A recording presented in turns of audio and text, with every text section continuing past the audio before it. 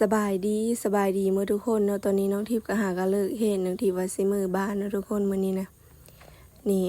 ตอนนี้เขาก็ขึ้นรถเรียบร้อยเพราะว่ารถกับเจ้าเฮามาเอาเนาะทุกคน ตอนนี้เรามาเอาคนเนาะมาเอาคนอยู่แถวสวรรค์นี่แหละทุกคนนี่ตอนนี้เขาก็ขี่รถออกมาแล้วเพิ่นก็สิจอดอีกเนาะทุกคนนี่ เส้นทางแถวนี้น้องทิพย์ก็บ่ฮู้ดอกว่ามันเป็นจุดเลยเพราะว่าน้องทิพย์ก็บ่ได้มาสวรรค์ดูหั้นนะทุกคนก็สิขี่รถมือบ้านเนาะทุกคน ตอนแรกวันที่ก็สิได้กลับลงมาสวรรค์นี่เนาะทุกคนกลับลงมาเฮ็นคือเก่าเพราะว่าน้องทิพย์ได้ลงมาเฮ็นเนาะทุกคนนี่สีหน้าก็สิประมาณนี้เนาะทุกคนก็สิเมื่อยๆแน่เพราะว่ามาเฮ็นได้3 มื้อก็สิเมื่อยเติบทุกคนพร้อมอนามัยหันนี่ตอนนี้เขาก็มาฮอดเซโนทุกคนรถเพิ่นก็จอดเนาะโชเฟอร์เพิ่นลงไปซื้อยาทุกคนตอนนี้เขาก็ขี่รถมาฮอดดงเห็นเนาะทุกฮอดดงเห็นเพิ่นก็สิเฮาไปขี่รถดงเห็นอีเนาะทุกคน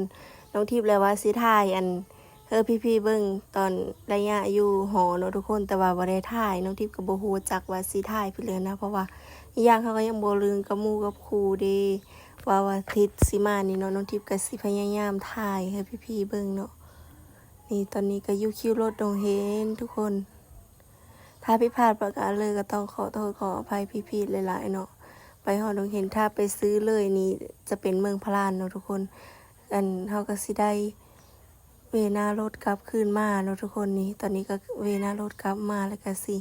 เฮาเมืองน้องทิพย์เลยเนาะทุกคนเมืองอัสสพรนั่นเองเนาะเป็นเมืองของน้องทิพย์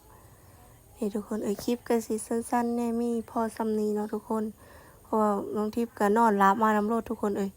นอนหลับมาน้ำรถกับบางจุดบางโซนก็บ่ได้ถ่ายเนาะนี่ก็สิประมาณนี้ทุกคนคลิปนี้ก็สิสั้นแน่ทุกคนเพราะว่าน้องทิพย์ว่าสิถ่ายทำอีกเลยเมื่อยแห้งขึ้นรถแล้วก็นอนหลับทุกคนตั้งแต่สวรรค์จนมาฮอดเซโนตอนนี้ก็มาฮอดโฮยพะนอมเนาะทุกคนน้ำก็หลายทุกคนตอนนี้น้องทิพย์มาก็น้ำหลายเติบ